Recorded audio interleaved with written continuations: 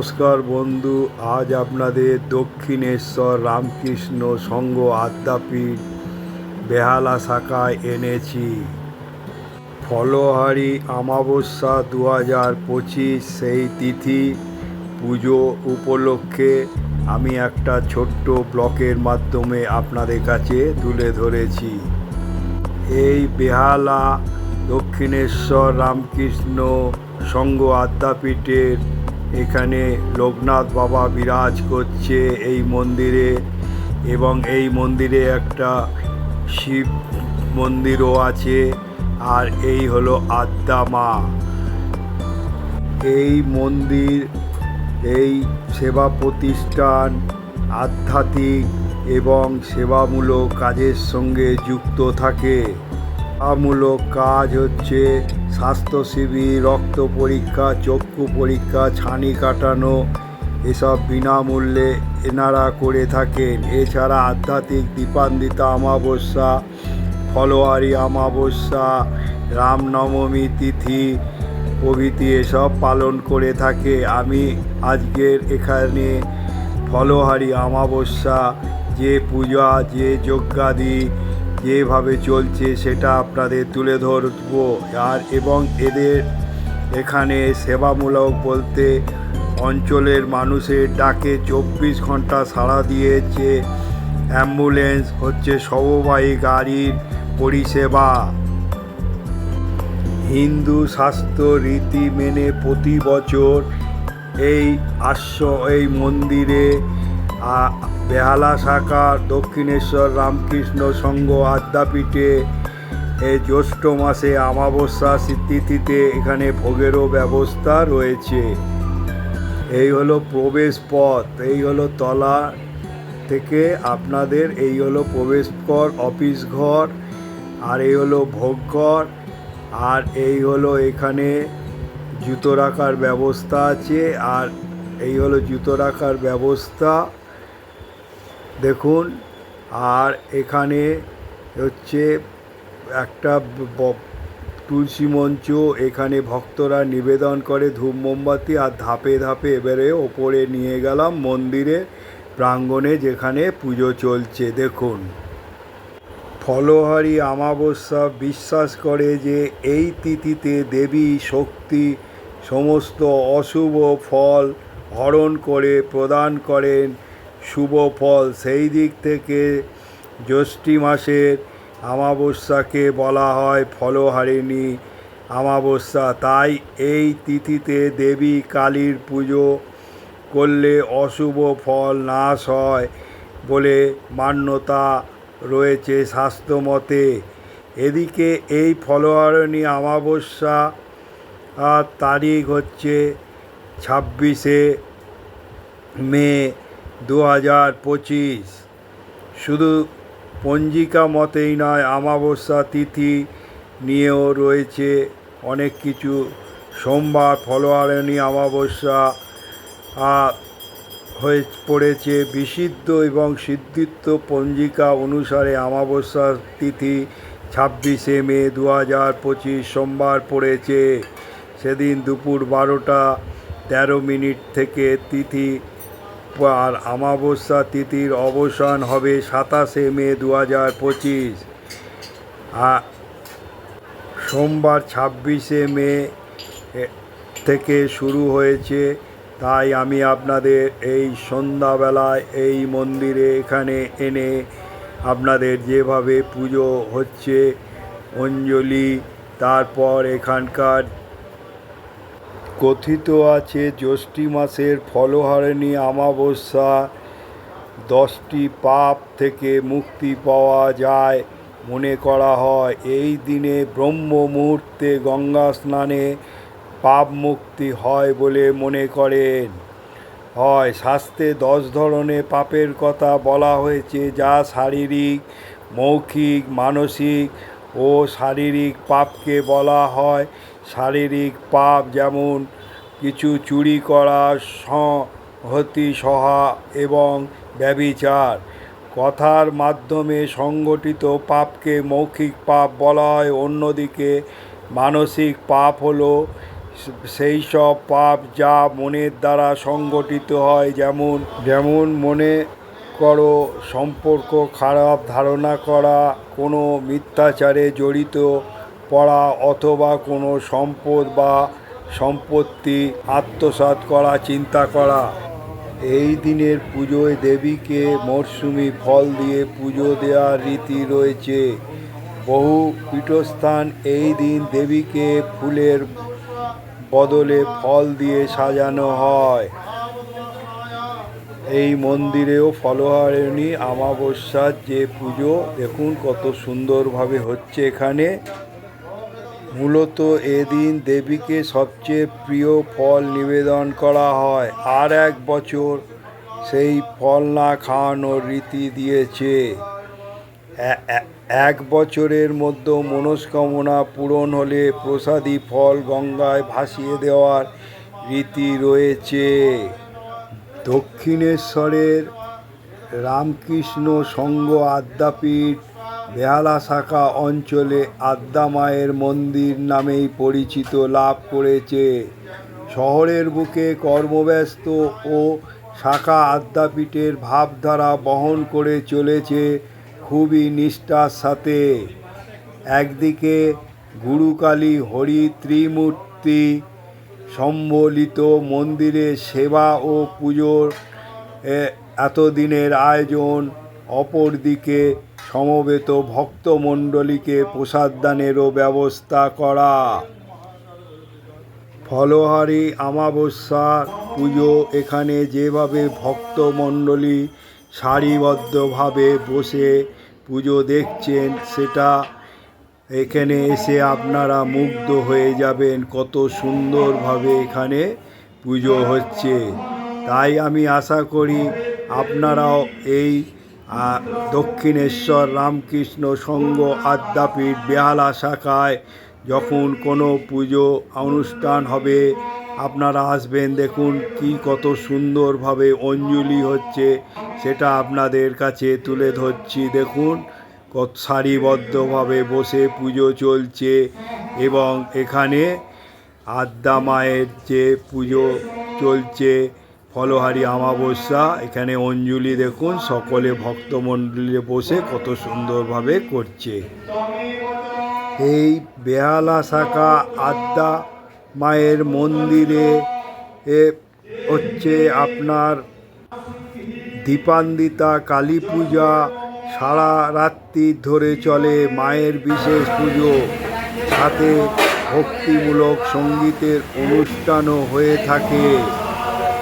এই হলো ভোগঘর। দেখুন এখানে ফলহারিণী অমাবস্যার জন্য ভোগ তৈরির কাজে ব্যস্ত রয়েছে, সেটাও আপনাদের কাছে তুলে ধরছি। দেখুন কত সুন্দর পরিষ্কার পরিচ্ছন্নভাবে এখানে ভোগের রান্না হচ্ছে। আর ভোগের রান্নাঘর দেখুন কত পরিষ্কার পরিচ্ছন্ন। দেখুন এখানে খিচুড়ি, তরকারি, লুচি, তারপর পোলাও, তারপর সারিবদ্ধভাবে সব পুজো হয়ে যাচ্ছে, তাদের প্রসাদ সাজিয়ে। আর এখানকার হলঘর, এখানে সামাজিক অনুষ্ঠানও হয়ে থাকে, শ্রাদ্ধাদি, উপনয়ন, তারপর এখানে দেখুন শান্তিজল হচ্ছে, সেটাও আপনাদের কাছে প্রত্যেককে। তারপরে প্রত্যেককে ফল বিতরণ করছে। দেখুন কত সুন্দরভাবে সারিবদ্ধভাবে,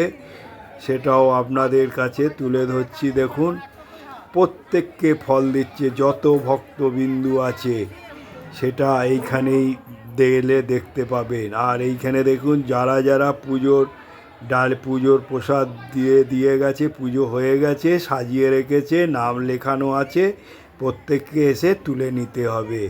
এবারে প্রত্যেককে পুজো পরে এখানে টিকাদান করছে, তারপরে অঞ্জলি আবার হচ্ছে।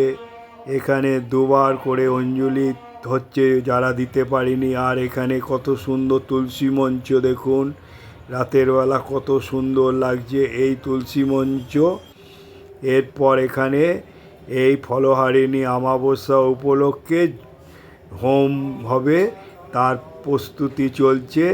দেখুন আর এই মাকে দর্শন করুন। আদ্যা মা, আদ্যা মা বলতেন, আমি কেবল স্বাস্থ্যবিহিত মতেই যে পুজো চাই তা নয়, মা খাও মা পড়ো ইত্যাদি প্রাণের ভাষায় সকল বস্তু আমায় নিবেদন করে ব্যবহার করলেও আমার পুজো হবে। সরল প্রাণের প্রার্থনাই আমার উপাসনা। আর যদি কোনো ভক্ত আমার সম্মুখে আদ্যাস্ত পাঠ করে তো আমি বিশেষ আনন্দিত হই। ফলহারি অমাবস্যা বিশেষ করে মা কালীর পুজো হয়। এই দিনে দেবী ফলহারিণী রূপে পূজিত হয়। এই পুজো দক্ষিণেশ্বর, তারপর কালীঘাট, তারাপীঠের মতন মন্দিরে এবং গৃহস্থের বাড়িতে পুজো হয়। এই বেহালা আদ্যাপীঠ মন্দিরেও এখানেও হোম যজ্ঞাদি চলছে এবং পুজোর আয়োজন কত সুন্দরভাবে হচ্ছে সেটা আপনাদের কাছে তুলে ধরছি। দেখে এখন যজ্ঞাদি শুরু হয়েছে, হোম দেখুন কত সুন্দরভাবে হচ্ছে। জ্যৈষ্ঠী মাসের অমাবস্যা তিথি হলো ফলহারিণী অমাবস্যা।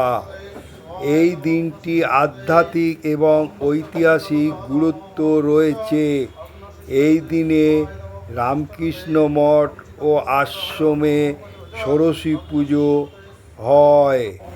শক্তি দেবী হিসাবে দেবী কালিকার আরাধনা করেই শক্তি বাঙালিরা হিন্দু শাস্ত্র বলা হয়েছে। তন্ত্রমতে যেমন দেবদেবীর পুজো করা হয়, তাদের মধ্যে কালী পুজো অন্যতম। কালী শব্দটি কাল শব্দের স্ত্রীর রূপ, তাই হলো কৃষ্ণবর্ণ ও গুরুবর্ণ। চতুর্ভুজা দিগম্বরী দেবী ঘোর কৃষ্ণবর্ণ এলোকেশী ভীষণ রূপ, অথচ এই দেবীর কাছেই জগৎ সংসারে শান্তি নিহিত রয়েছে। তিনি মাতৃস্বরূপ দেবী কালিকা। জ্যৈষ্ঠী মাসের অমাবস্যা তিথি ফলহারিণী কালী পুজো হয়। দীনদয়ময়ী অকুলের দান কর্ত্রী মা সবসময় ভক্তকে আশীর্বাদ দেন। তবুও নির্দিষ্ট তিথিতে দেবীর আরাধনা করলে বিশেষ ফল হয়। সেই তিথি হলো ফলহারিণী অমাবস্যা। এই দক্ষিণেশ্বর আদ্যাপীঠ বেহালা শাখায় এখানে হোম চলছে। মোক্ষ ফল প্রাপ্তির জন্য এই অমাবস্যার বিশেষ মাহাত্ম্য রয়েছে। এই দিন দেবীকে বিভিন্ন মরশুমি ফল দিয়ে পুজো করার রীতি। জ্যৈষ্ঠ মাসে নানা ফলের সমাহার। এই যে কোনো মরশুমের ফল বিশেষ নিবেদন করে এই দেবীর মায়ের কাছে মনস্কামনা জানান ভক্তরা। এমনও মানা হয় যে মনস্কামনা পূরণ না হওয়া পর্যন্ত নিবেদন বিশেষ ফলটি খাওয়া নিষেধ। ইচ্ছা পূরণের পর এই বিশেষ ফলটি গঙ্গায় ভাসিয়ে পুজোর আয়োজন পরামর্শ দেন বিশেষজ্ঞ পণ্ডিতেরা। এই দিন সাধকরা নিজেদের কর্মফল অর্পণ করে দেবীর চরণে বিশ্বাস করা হয়, এতে দেবী ভক্তের জীবনের অশুভ কর্মফল দূর করেন এবং জীবনের সুখ সমৃদ্ধি নিয়ে আসেন। জীবকে তিনি যা দেন তা তাদের কর্মফল অনুযায়ী দেন। এই দিনে বিশেষ রূপে দেবী পুজোর আরাধনার নিয়ম বলা হয়। জীবকে তিনি যা দেন তাদের কর্মফল অনুসারেই দেন। মানুষ কেবলমাত্র কর্ম করার অধিকারী, কিন্তু কর্মের ফল দান করার অধিকারী একমাত্র বিধাতা। স্বরূপা দেবী কালিকার যে কোনো কর্মই দুটি ফল আছে। কুকর্ম করলে কুফল, সুকর্ম করলে সুফল।